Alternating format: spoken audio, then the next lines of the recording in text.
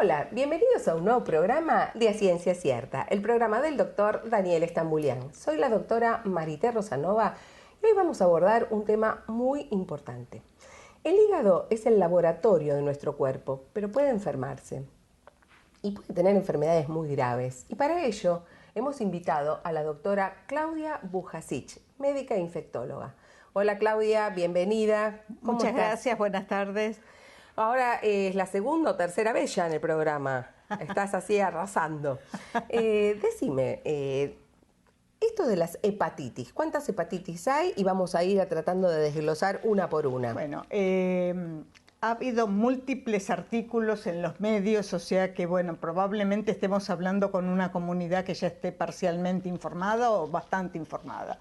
Hepatitis es la inflamación del hígado. El término hepatitis puede ser desde un virus hasta tóxicos como el alcohol o algunos medicamentos. Entonces, hepatitis virales, hay casi un abecedario, pero las más importantes, digamos, de la A a la E, pero digamos, las más importantes son la A, la B y la C, digamos, en países como el nuestro, la A, la B y la C. Cada una tiene una forma de transmisión diferente. ¿Querés que empecemos por la A? Okay. Y entonces ahí, para no mezclar a la audiencia, les contamos un poco qué es la hepatitis A.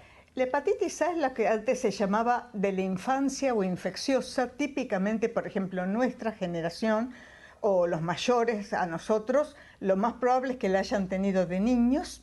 Se transmite por agua y alimentos, principalmente por agua y alimentos, excepcionalmente por contacto estrecho, y digamos, no da formas crónicas. Puede ser grave, puede ser excepcionalmente casos severos, pero digamos, en niños, digamos, la tasa de que puede llegar a ser fulminante es bajísima. Lo que ocurre es que antes de la introducción de la vacuna era masiva la infección en la infancia, entonces algunos niños requerían trasplante, digamos, 1 en 10.000 o una cosa así. Yo te comento que en el Hospital Garrahan la primer causa de trasplante hepático antes de la vacuna era la hepatitis A. Exactamente. Entonces es muy importante lo que vos decís. Exactamente, digamos, al ser tan masiva la infección antes de la vacuna, porque en este momento es fácil decir que es una hepatitis leve, pero digamos, es cierto lo que vos decís, que antes de la introducción de la vacuna era la primera causa de trasplante en pediatría, superando a las congénitas. Ahora, a partir de la introducción de la vacuna en calendario oficial,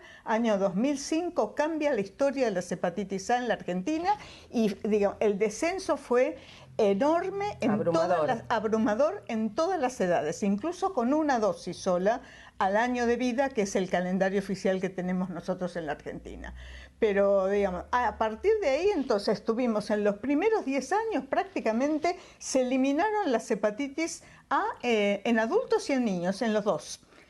Y después empezaron a aparecer algunos casos esporádicos, sobre todo en dos poblaciones que las quiero mencionar. Postviaje, es decir, los viajeros que vienen de áreas de alta endemicidad, como los que vienen de Latinoamérica, de India o de África, digamos, y entonces, bueno, vuelven el postviaje con la hepatitis A. Por eso, perdóname, es muy importante que antes de viajar a estos lugares consulten, porque con una vacuna van a prevenirse esta infección. Exactamente. Entonces te decía, la reemergencia de hepatitis A en los últimos 5 o 8 años, en postviaje, en viajeros, y en otra población, hombres que tienen sexo con hombres. Entonces, esos son los casos que estamos viendo en adultos en este momento, postviaje y hombres que tienen sexo con hombres, que son dos poblaciones a los que está dirigida la vacuna desde el momento que salió. Desde el momento de la aprobación sabíamos que eran dos poblaciones, los previaje y, digamos, y los hombres que tienen sexo con hombres eran dos poblaciones objetivos, lo mismo que personal de maestranza, personal de limpieza, industria de alimentos, porque es importante el tema del manipuleo de los alimentos. Entonces, la vacuna es una vacuna inactivada, es una vacuna a virus muertos, que es absolutamente segura, debe tener 25 o 30 años de uso clínico, o sea, realmente se puede dar en todas las poblaciones, no hay restricciones. Claro, como vos decís, al ser un virus muerto, el huésped inmunocomprometido, la embarazada, todos lo pueden recibir. Exactamente. Y como te decía, año 2005 cambió la historia de la hepatitis A en la Argentina, incluso fue un modelo que fue replicado en otros países porque fue muy interesante que con una sola dosis prácticamente se eliminó un problema que, como vos dijiste, era una causa muy importante de trasplante en pediatría. Muy bien, esto entonces la hepatitis A creo que hemos redondeado bien y lo más importante entonces es que tenemos una medida de prevención que es la vacuna. Exacto. Y que está en el calendario oficial.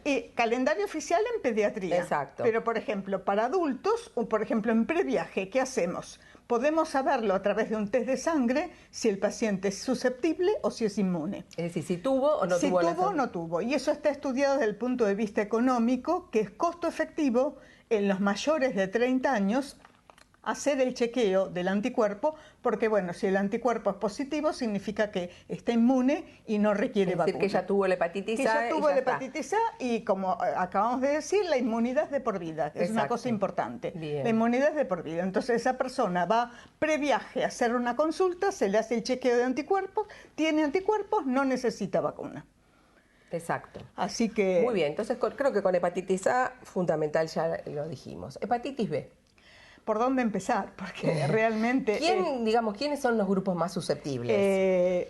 Bueno, la hepatitis B a nivel mundial hay más de 250 millones de portadores crónicos. O sea que es, gravísimo, junto con el tabaco, de los principales cancerígenos a nivel mundial. Es decir, porque en sus formas crónicas la hepatitis B puede dar cirrosis hepática y hepatocarcinoma, que es el carcinoma primario del hígado. Entonces, a diferencia de lo que vos dijiste de la... Exactamente, que no da formas crónicas, no induce cáncer, no nada. En cambio, la hepatitis B, digamos, da formas crónicas, que ahora vamos a ver en adultos y en pediatría es diferente, digamos, pero digamos, es una de las principales causas de cáncer a nivel mundial. Entonces, cuando la vacuna que disponemos hace 40 años, digamos, hay artículos en este momento que ya la señalan como una vacuna contra el cáncer, porque realmente es la primera vacuna contra el cáncer. Después vino la vacuna de HPV y otras. Claro, digamos, fue la primera. Fue la primera, porque hace 40 años los países que la implementaron, por ejemplo, en Asia, como Taiwán, que a partir del año 84 está introducida en calendario oficial, ha caído así abruptamente las tasas de carcinoma hepatocelular. Entonces, ahora, es inadmisible que continúen tantos grupos de portadores crónicos cuando hay unas vacunas. No, seguro, y digamos, la vacuna está introducida en calendario oficial en 190 países. O sea, nosotros la tenemos en calendario oficial desde el año 2000. ¿Qué significa? Vacunación universal, ¿qué significa? Recién nacido en las primeras 24 horas de vida.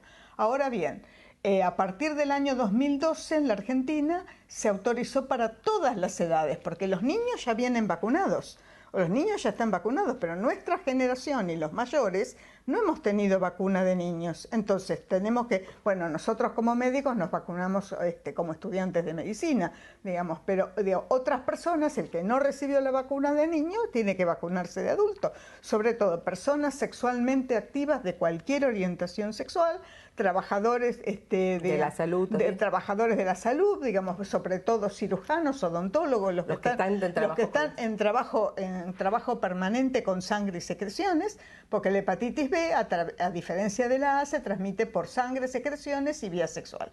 En algunos países la principal vía de transmisión, por ejemplo en Asia, es de madre a hijo. En África también, de madre a hijo, y en países como el nuestro, digamos, principalmente la vía sexual es la principal vía. Nuestro país es de baja incidencia de hepatitis B, menos de 1% de formas crónicas, pero sí es una causa de trasplante y de hepatocarcinoma.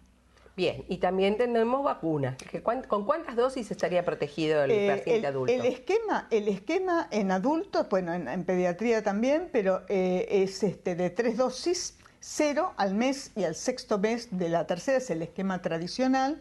Y hay esquemas rápidos y ultra rápidos para situaciones como un viajero que, digamos, tiene muy poco tiempo, digamos, esas requieren... Y los que están por trasplantar, claro, que se está por trasplantar, digamos, situaciones que hay que dar un esquema rápido, ultra rápido, pero esos esquemas habitualmente requieren cuarta dosis cuando son así tan acotados en el tiempo. Bien, es decir que tenemos una vacuna segura, porque también esa virus, ¿cómo sería? Recombinante. Es recombinante. Es recombinante. Es decir, que tampoco es virus vivo. Exactamente. Entonces, pacientes no tienen contraindicaciones prácticamente y la verdad, tener este grupo de pacientes portadores crónicos de hepatitis B, que aparte de eso lo transmiten, y si la mamá, esta señora que es crónica, tiene un bebé, también lo puede transmitir. Entonces eso es riesgoso. Evitemos eso con una vacuna. Lo que es interesante es en el consultorio cuando uno pregunta a los pacientes que mucha gente no sabe que está la vacuna gratuita por el Programa Nacional de Ministerio para todas las edades. O sea, alguien se puede presentar en un vacunatorio público y decir, yo me quiero vacunar de hepatitis B. Creo que sin orden médica incluso dan... Eso no lo tengo tan claro, pero es importante que nosotros alertemos a la población porque este es un espacio para la comunidad de la importancia de las vacunas y que consulten. Y, digamos, obviamente personas con múltiples parejas sexuales, independientemente de su orientación, digamos, porque... Imagínate que es la única enfermedad junto con el HPV, las dos que son prevenibles por vacuna. Y como vos decís, son vacunas que previenen el cáncer. Es decir, que no es nada menor lo que estamos hablando, ¿no es cierto? No, tal cual. Bueno, seguimos en el abecedario. Hepatitis C. La hepatitis C se descubrió en el año 89. Hasta ese momento se llamaba hepatitis no A, no B. Los test diagnósticos de banco de sangre se empezaron a implementar en el año 92. También es transmitida por sangre y derivados como transfusiones y excepcionalmente por vía sexual. Tenemos que ir a un pequeño corte, pero vamos a dejar a la audiencia así en suspenso, a ver si tiene tratamiento, si no tiene tratamiento y si tiene vacuna. ¿Cómo no? Hemos concluido este primer bloque de A Ciencia Cierta. No nos abandonen, volvemos en un pequeño ratito. Gracias por acompañarnos.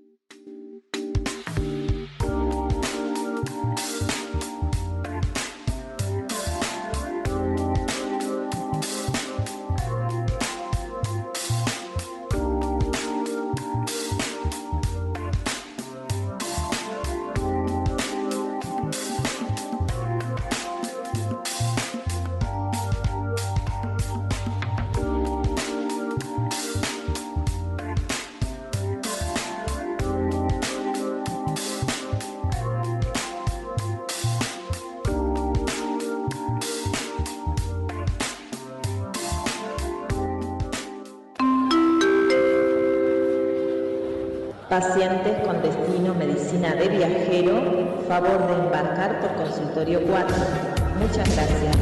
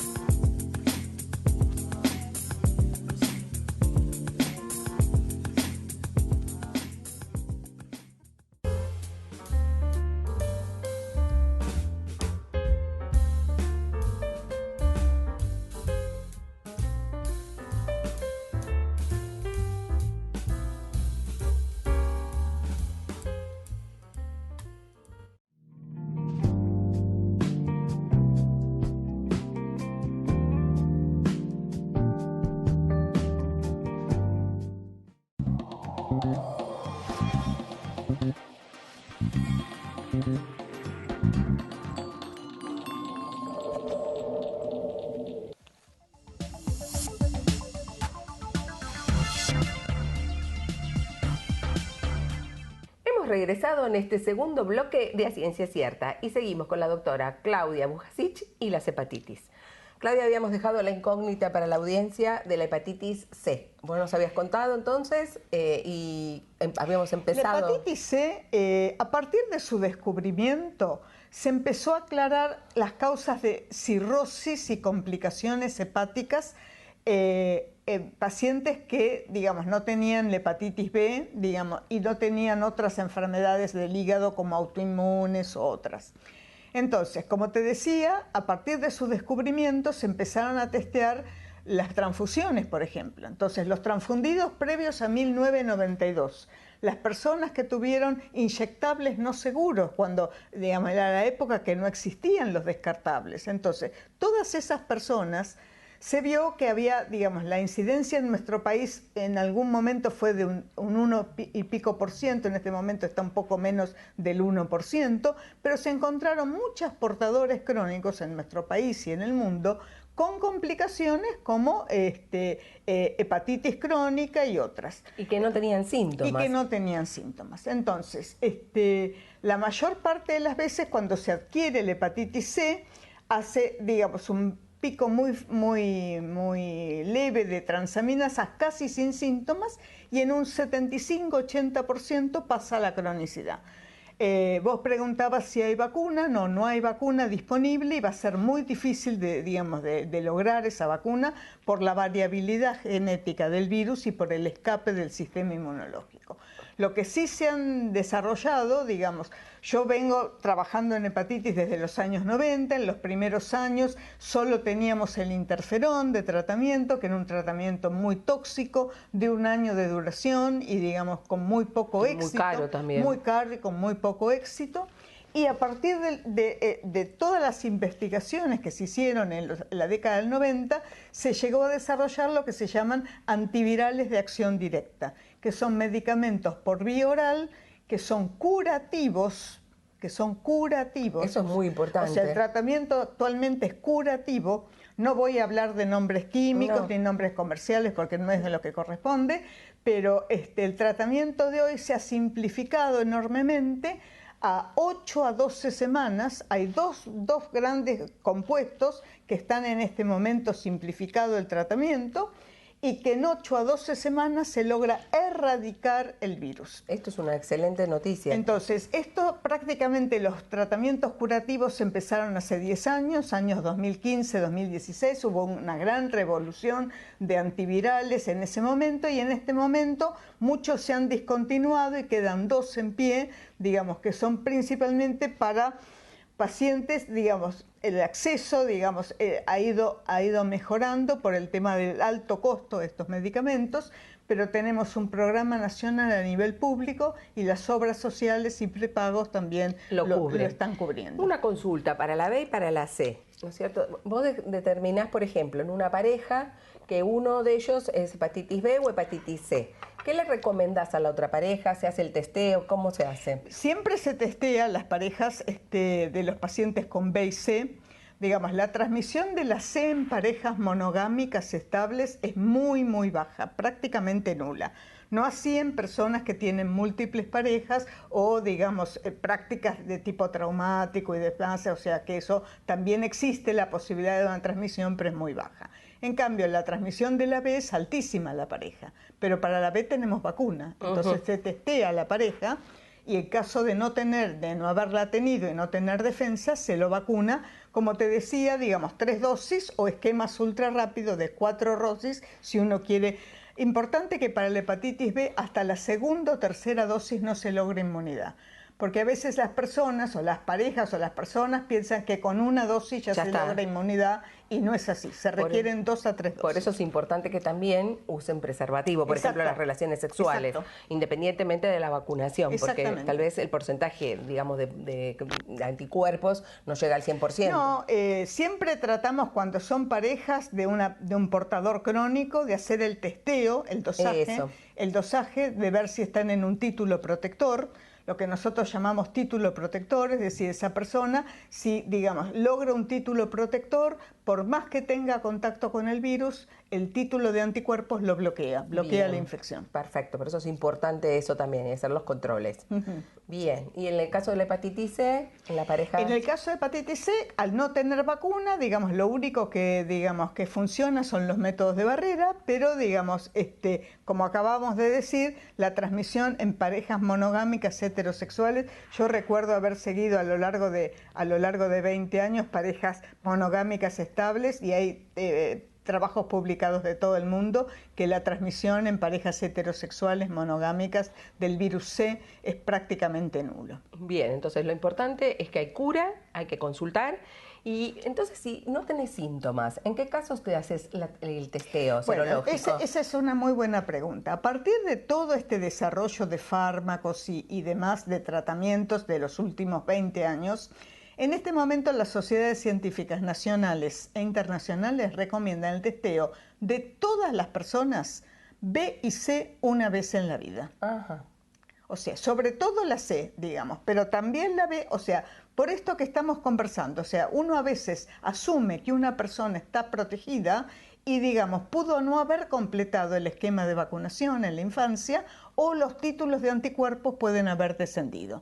Entonces, eso, digamos, en este momento la recomendación es para todos los clínicos, digamos, por ejemplo, los clínicos y los que, digamos, nosotros por ahí los recibimos en derivación ya los pacientes, pero el screening una vez en la vida, así como se testea, digamos, otras cosas, una vez en la vida, chequeo del virus C y del virus B, sobre todo en aquellas personas, como se dice internacionalmente, los baby boomers, los mayores de 65, que son las personas, digamos, que pudieron tener contacto con inyectables no seguros, con inyectables con la época que no existían los descartables, y a veces una persona pudo haber tenido un tratamiento odontológico, un tatuaje no seguro, digamos, o sea, y haberse pescado alguna de estas dos infecciones. Bien, entonces el testeo fundamental, aunque sea una vez en la vida. Exactamente. Y consultar el resultado. Exacto. Bien, perfecto.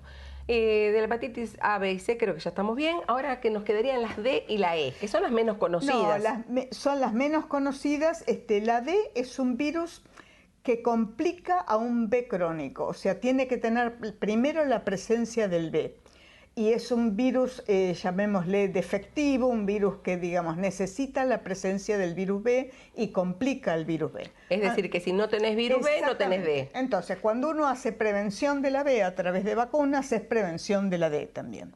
Han salido en los últimos años algunos antivirales nuevos, pero digo, es un problema de salud importante en los países de alta incidencia de virus B. En la Argentina no es un problema serio a nivel salud pública. ¿Y en el tratamiento del B también cubrirías al D? Sí, digamos, a veces requiere tratamiento específico. Ajá, bien. ¿Y el E? El E es un virus que se parece bastante al A, es transmitido por agua y alimentos. Y, digamos, excepcionalmente puede dar formas crónicas en inmunocomprometidos, y existen formas severas, sobre todo en embarazos, digamos, en países como Asia y África, digamos, es alta la tasa de hepatitis fulminantes en las embarazadas.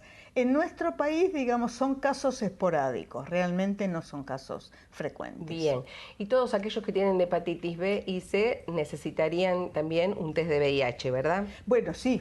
Obviamente no tocamos ese tema, pero digamos, cuando se hace diagnóstico es parte del screening habitual, digamos, de una B y C crónica, testear el HIV, porque existe la coinfección del HIV con el B y con el C. En este momento los tratamientos prácticamente son iguales y el éxito del tratamiento es igual también en los pacientes HIV. Pero sí se justifica el testeo, y cuando se hace el testeo también se chequea si tiene o no tiene defensas de la A para ver si requiere vacuna, porque si uno tiene B o C crónica, digamos, tiene que estar vacunado para la A para no tener una sobreinfección por una A. Bien, y en la casa, ¿qué medidas tomar cuando hay algún portador crónico de B o C? Y las medidas son las mismas que cualquier virus transmisible por la sangre. Entonces le decimos, todo lo que pueda tener restos de sangre fuera del alcance de los chicos. Alicate, rasuradora, cepillo de diente, todo eso de uso personal y fuera del alcance de cuando hay chicos. digamos. Y no compartirlos. No compartirlos, entre los obviamente. adultos. No compartir ni rasuradoras, ni elementos de pedicuría, manicuría, digamos, no compartir nada de eso. Y ante un accidente doméstico, lo que decimos siempre a los pacientes, si alguien derrama sangre o se corta lavando los platos o haciendo cualquier cosa doméstica, digamos, dejar actuar la bandina, no tocar la sangre y, digamos, limpiar con guantes. Igualmente, digamos, para la tranquilidad en el hogar es rara, ¿no es cierto? Es rarísima y, digamos, en todos los años que tenemos, ya prácticamente son 40 años de pandemia, digamos, del HIV, digamos, tampoco ha habido casos de transmisión intrafamiliar que no sea, digamos, parejas sexuales. Bien, porque muchas veces eso es un miedo de la familia, ¿no? Sobre todo con el HIV. Son virus que se inactivan a temperatura ambiente. Entonces, digamos, la posibilidad de una transmisión doméstica que no sea sexual, prácticamente casi nula. Bien. Nos olvidamos de decir cuáles eran los síntomas de la hepatitis A. Los síntomas típicos de una hepatitis aguda son fiebre, vómitos y coloración amarillenta de piel y mucosas. Eso se llama ictericia técnicamente, y eso en las hepatitis agudas, por ejemplo, en la A, la mayoría de las veces, digamos, se acompaña de vómitos y de ictericia. En cambio, la B, digamos, siempre decimos un tercio. Un tercio tiene síntomas típicos, o sea, náuseas, vómitos, coloración amarillenta y materia fecal clara, digamos, un tercio síntomas gripales y un tercio nada. Es decir, hay personas que pueden pasar la hepatitis totalmente asintomática y a veces, digamos, ir a una forma crónica sin haber tenido síntomas. Bien. La tasa de cronicidad en los niños es altísima. Transmisión perinatal 90% si no hacemos nada. Digamos, por eso es importante la vacunación. Exactamente. Y en los adultos las tasas de cronicidad no superan el 5-8%. Bien. Y ahí nos olvidamos de decir que en la hepatitis A sí puede haber transmisión a través de fomites, por ejemplo. Exactamente. Por eso hay que tener ahí mucho recaudo, ¿no? Ahí sí, perdón, en los aislamientos, bueno, cuando hay una hepatitis A, digamos, que te vuelvo a decir, se ha vuelto una rareza en nuestro medio, digamos, pero sí tendría que tener sanitarios y utensilios exclusivos. Y limpiar con lavandina. Exactamente. Claudia, estuviste brillante, muchísimas gracias, te vamos a volver a invitar. Hemos concluido este brillante programa de A Ciencia Cierta. ¿Qué nos enseñó la invitada? Que hay varios tipos de hepatitis y 2 fundamentalmente son prevenibles por vacunas y sobre todo la hepatitis B. Consulten a su médico y pónganle el carnet de vacunas al día. Prevengamos estas enfermedades que pueden ser potencialmente muy graves. Muchas gracias por acompañarnos. Será hasta un nuevo programa de A Ciencia Cierta.